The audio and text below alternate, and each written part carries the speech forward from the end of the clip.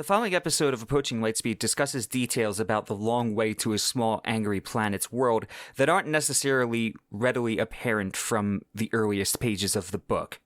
And if the more astute observer is looking hard enough into things, I suppose there's a chance that you can extrapolate some minor plot details from the things I'm going to be discussing. But since plot isn't necessarily the main driving force behind this book, I feel a little more comfortable talking about it than usual. Just know that I'm going to be painting a broad picture of this book's world, but there's still a lot to experience in terms of the interpersonal relationships between our characters. So without further ado...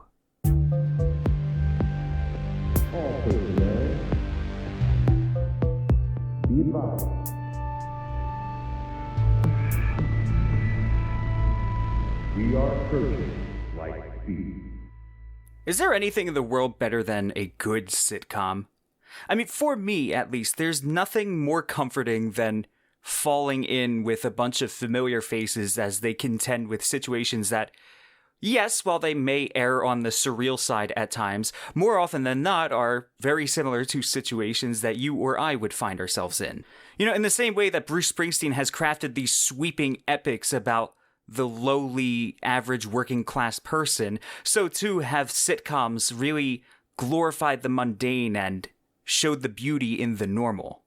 It's entertainment that, when done right, is very easy to relate to, and there's something very soothing in that.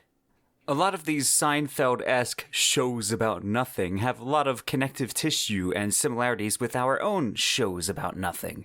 And I love it when non-sitcom stories can take that same relatability and place it into the greater context of its own tale. You know, I don't think a lot of people would consider thrillers like Mr. Robot or Breaking Bad and what have you to be, comfort viewing, but there is something to be said about how those shows have protagonists that could just as easily be us if only we'd made a few different career choices or found a different place to live. Yes, they feature some very extraordinary circumstances that the average person is probably, hopefully, never going to go through. But it takes the time in showing the viewer that these people pay taxes and go to work just like you and I do. I mean, when's the last time we saw Luke Skywalker fill out a 1040 form, right? I mean, that's part of the reason why I love The Expanse so much. I did a whole episode talking at great length about how I love the fact that The Expanse isn't necessarily driven by heroes as much as it's more a collection of different voices throughout the human strata that all lend their contributions to the story.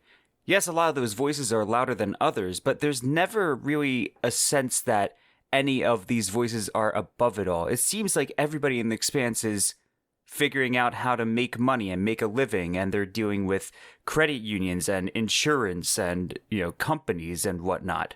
The struggles in The Expanse are that much more potent because, just like with Breaking Bad and Mr. Robot and Mad Men, they're struggles that are being undergone by the layman.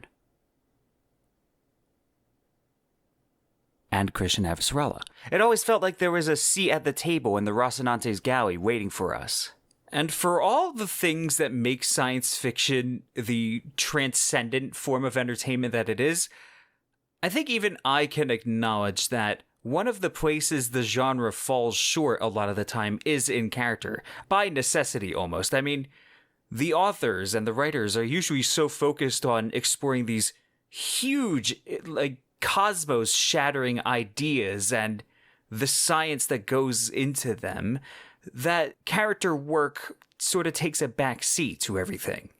But every now and then you'll find a gem in science fiction that is focused deeply, intimately upon character development and the relationships between the people that we come to know and hopefully love over the course of a given show or movie or book. And recently I had the pleasure of experiencing one of those gems myself. The Long Way to a Small Angry Planet, which was written by Becky Chambers as part of her Wayfarers series, is a book where the plot is not necessarily unimportant, but it most definitely plays second fiddle to the character development. It receives a ton of comparisons to the show Firefly, and for good reason. Firefly is famous for the level of characterization it was able to give the main cast. The writers of the show did an amazing job of fleshing out these characters' backstories and showing us their core values and the things that they hold dear, as well as their motivations and goals, and they managed to do it in the span of 14 episodes and a movie, which is pretty impressive. They managed to squeeze more charm and personality out of the crew of the Serenity in just that short span of time than a lot of shows get to in their entire run. And just like The Long Way to a Small Angry Planet, plot was never the main focus of Firefly. It was definitely there, and it was definitely important, but if ever there was a creative decision between a scene that would forward the plot and give exposition, or a scene that would help us better know the character, then the show was going to go with that character scene every time. And so too is it with Becky Chambers' book. And she manages to pull it off with more aliens, less studio interference, fewer lame laser sound effects on lever action shotguns, and fewer uncomfortable allegories to the American Civil War. I still love you, Firefly. If I ever get around to reading those books, I'll do an episode on you too. But The Long Way to a Small Angry Planet is very much its own beast, and one of the advantages that a book has over, say, a certain series that lasted a single season and a movie, is that the book has more opportunity and more time to better flesh out its world. It's better able to give more context behind these character motivations and interactions. And because budget is obviously not an issue when you're typing up a document in Microsoft Word or whatever, you can go as crazy as you want with it. Whereas television shows, especially science fiction shows from a couple decades ago, needed to make do with the ingenuity of prop and set designers. Where the original Star Trek series needed to dress up a puppy and call it an alien, a book can simply just describe that alien in detail and move on. So, the Wayfarer series sees the human race as newcomers to this collection or alliance of alien races known as the Galactic Commons. We learned that humanity was kind of losing the battle against climate change on Earth, and things were going to hell very quickly. All of the rich and opulent folks decided to get into spaceships and fly to Mars, where they would settle and build their whole new society while their old homeworld died behind them. Not content to simply be left behind to choke and die by all the rich people, the folks that remained on Earth decided to disassemble their cities and build their own great fleet, and they launched it for the interstellar vacuum between star systems. These two factions, the Solans on Mars and the Exodans who left on the Exodus fleet, were all that remained of humanity. And the Exodan fleet traveled and traveled and traveled aimlessly until a scout craft by an alien race known as the Aluans happened upon it. And the rest, as they say, is history. Humanity was inducted into the Galactic Commons, of which the Aluans were one of the 3 founding members, and forces from the Galactic Commons came to the Sol system to start rebuilding the devastated Earth.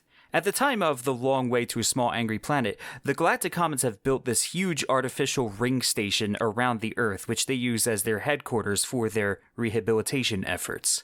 During their long separation, the Solans and the Exodans have developed their very distinct cultures, but now that they are both members of the Galactic Commons, there's been a sort of cultural exchange/reunion happening between the two peoples.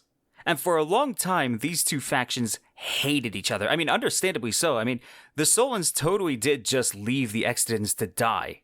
But where things stand now, tensions have been kind of simmering down for the past couple decades. And something akin to understanding is slowly beginning to bloom within the two human civilizations. And since then, humanity has sort of spread throughout the Galactic Commons territory. We've been allowed to flourish on many different worlds alongside other aliens that have had histories just as storied as our own. We're kind of seen as this endearing, if not slightly annoying and immature new child in this great galactic family. At least that's the, happy-go-lucky idealized version of the story. There's plenty of racism, or as it's referred to in the book, speciesism within the Galactic Commons, but it feels like no one race has much of a leg to stand on, because any critique they direct towards another species is probably something that they themselves are guilty of. Every member race of the Galactic Commons has had their own growing pains and dramas, even if some of them would like to behave as if they don't. Everybody is every bit as messed up as everybody else, and a good example of this is the Harmagian people. The Harmagians are a very economically inclined and wealthy race. They're traditionally seen as business people and traders. Part of this image, no doubt, is fueled by their rather unimposing appearance. They're these blob-looking mollusk creatures that move very slowly and gracelessly. They often need technology to assist them with basic tasks. The Harmagians are among the 3 founding races of the Galactic Commons, the other 2 being the previously mentioned Aeluans and the Andrisks. Each of these races represents a sort of pillar in the Galactic Commons, where the Aeluans are their military might and the Andrisks are their diplomatic wing. The Harmagians can be seen as kind of the brains behind their economy. But the thing is, the infrastructural backbone of the Galactic Commons was built upon this massive empire that the Harmagians used to control. It's said that a good portion of the galaxy was once under their sway, and they conquered species and planets and solar systems left and right. In fact, humanity as it existed when the Galactic Commons first founded would have been ripe for the picking for the Harmagian conquests. Numerous races languished under the Harmagians' rule, and it was only after a huge war with the Aeluans and the subsequent negotiations that were spearheaded by the Andrisks that the Galactic Commons was born from the ashes. No matter how many elitist individuals within the elder races of the Galactic Commons thumb their nose at humanity's savage ways, the fact is the Galactic Commons itself would not exist had it not been for the widespread enslavement and genocide that was carried out by one of their 3 major founders. An advanced and interconnected community of races probably would have sprung into being at some point, but it really can't be denied that it wouldn't have happened anywhere near as fast as it did had it not been for all the blood that was spilled by the Harmagian conquests. It's not exactly as if war is a thing of the past for the Galactic Commons either. War is very common throughout the galaxy, and while it might not be this ubiquitous, widespread reality that it is in a lot of more grimdark settings, it hasn't exactly been driven out of existence either. The Galactic Commons doesn't have any one specific enemy and aren't waging any sort of large-scale war, but that doesn't mean that member races aren't fighting wars or that conflict isn't taking place within their spheres of influence. For example, you have a particularly nasty war which is being fought between the Aeluans and this race of spider-like creatures known as the Rosk. You have the Grum, which aren't Galactic Commons members per se, but the members of their species live on Galactic Commons worlds, who have fought wars amongst themselves that were so devastating that it reduced their entire species-wide population to what is believed to be under 300 individuals. You have the various wars that were fought amongst the Quellan, which are these lobster-like aliens that kind of blows the lid off of a lot of the more unsavory aspects of the Galactic Commons' culture. The Quellan have a very troubled history with things like eugenics and cloning, and millions have died due to the various conflicts that have been fought over these things. As a result, the Quellan are, understandably, extremely wary of these kinds of practices. They've outlawed cloning wholesale, and clones are not considered to be deserving of the same rights as any other sentient being may be. A clone in Quellan space can be hunted down and imprisoned just for the crime of existing. And the thing is, the Galactic Commons lets it happen. In fact, the Galactic Commons' own laws don't look too kindly upon clones, even if they're not going to persecute them as readily and with as much fervor as the Quellan would. And the same goes for artificial intelligences too. AIs are everywhere in the Galactic Commons society. I mean, they run spaceships and heavy machinery, and they work as assistants and receptionists. And very often they're programmed with sentience so that they have every bit the capacity to feel and dream and experience emotion as any sentient being would. But because of the Galactic Commons' general distrust of artificial intelligence, AIs might not experience lives that are of as high a quality as a general Galactic Commons citizen would, simply because of all of the constraints that are placed upon them. For example, it's not even legal for an AI to possess a free-roaming body. They're always incorporated into the greater machine that they are serving as sort of the interface for. The point I'm trying to make with all this is that even though the Galactic Commons is generally well-meaning and enlightened, if you're not a legally recognized citizen, which AIs and clones and non-member species are not, you're not going to enjoy the same level of privilege as a citizen would. You are treated as second class in basically every way you can be. There are scenes in which AIs will be very surprised or even suspicious of some of our characters treating them with any basic modicum of respect because the general Galactic Commons populace usually just passes them by or extracts some labor out of them and then moves on with their day. And make no mistake, humanity has wasted no time in making themselves very much at home in these civilizational vices that the Galactic Commons perpetuates. Most notably perhaps being in the sale of extremely destructive or otherwise very cruel weapons to the various sides in these wars. But perhaps the most controversial policy decision the Galactic Commons has made thus far has been in their overtures to an alien race known as the Turemi. The Turemi are very inscrutable people who fly in these sort of nomadic fleets that circle around the galactic core. The Galactic Core has historically been very much inaccessible to the Galactic Commons because of the various territorial claims by Turemi clans. The fuel source that makes the Galactic Commons tick is this substance called ambi, and it can only be found in little pittances throughout the galaxy, but in the Galactic Core it is plentiful. And the Galactic Commons is interested in inducting the Turemi as a member species so that they can access the ambi that is present in their home. The reasons behind an alliance like that are dubious enough as it is, and there's an added wrinkle that the Turemi are almost incomprehensible to the people of the more mainstream parts of the galaxy. The Turemi believe that the universe is following a certain pattern, and that all life should adhere itself to this pattern. And they react extremely violently to anything that they perceive to be diverting from this pattern. They're all about consensus and harmony, but when that consensus and harmony is not reached, things get out of hand very fast. In fact, there's a particularly insane anecdote that is mentioned in the story that a delegation of Harmagians witnessed a bunch of Turemi tearing each other apart because they couldn't agree on whether the Harmagians were even sentient.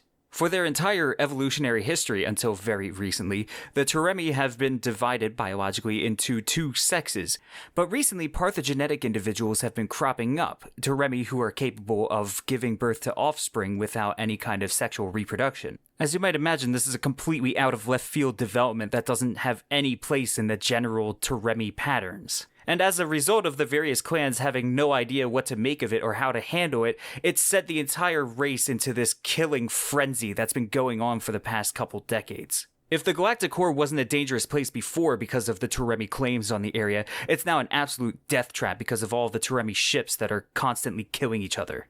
The citizens of the Galactic Commons do not trust the Turemi clans, and for good reason, and yet the Galactic Commons government is trying to bring them into the fold to better access the resources they control. The Galactic Commons is built upon this backbone of wormholes. The member races are not very comfortable with researching faster than light technology, and they opt instead to punch these small, localized holes into space-time in order to connect the various sections of the Galactic Commons' territory. It's very precise and very dangerous work, and it's certainly not without its risks to space-time, but those risks are way tamer and way more localized than the pure, unadulterated middle finger breaking the lightspeed barrier is to the laws of physics. Punching your way out of our reality and into a murkier, more unknowable reality, and navigating that insanity to get to somewhere else within our own, is something that sounds very easy to screw up and has devastating effects if you do. You could quite literally blink yourself and your whole ship out of existence. And this is why the ships of the Galactic Commons employ navigators, more specifically, these navigators called cyanat pairs. The cyanats are creatures who, when they reach a certain age, inject themselves with this kind of virus known as the Whisperer, which transforms them into a cyanat pair. The Whisperer causes a cyanat to stop seeing itself as one single individual, but rather two, and this is implied to be because the virus may or may not be sentient in its own right. The virus allows the cyanat pair to see the sort of patterns and pathways that exist within this underlying layer of reality, which the Galactic Commons uses to build their wormholes.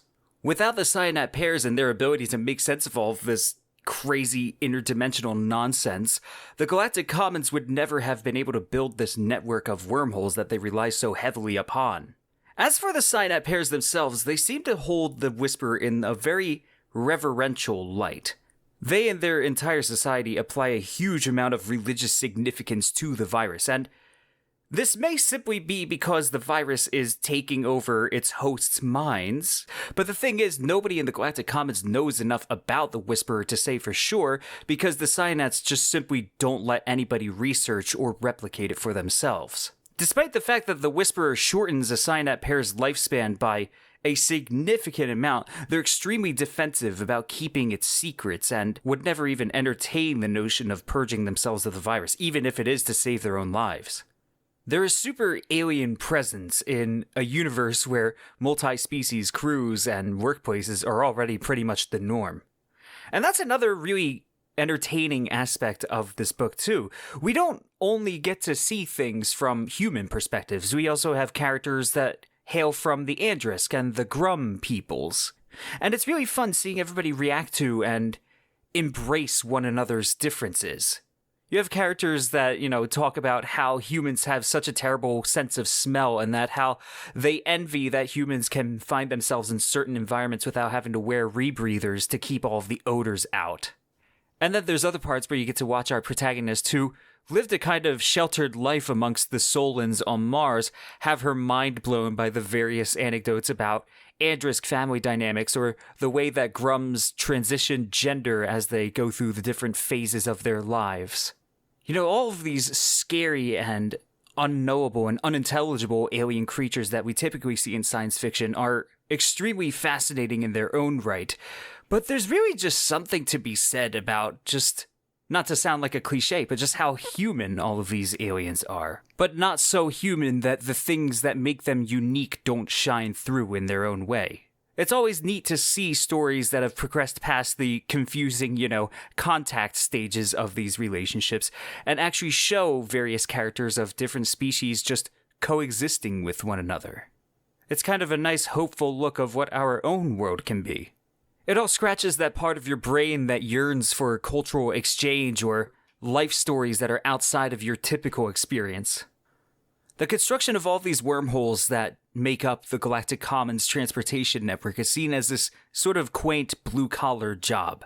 And that's where our hero ship, the Wayfarer, comes in. But even calling it a hero ship implies that this is a ship that's crewed by trained killers or mavericks, and that's simply not the case. It's as comfy and wholesome a cast of characters as you can probably get in science fiction while still being super entertaining. But in any case, the crew of the Wayfarer, which is led by Captain Ashby Santoso, makes an honest living building wormholes that connect the various sections of Galactic Commons territory.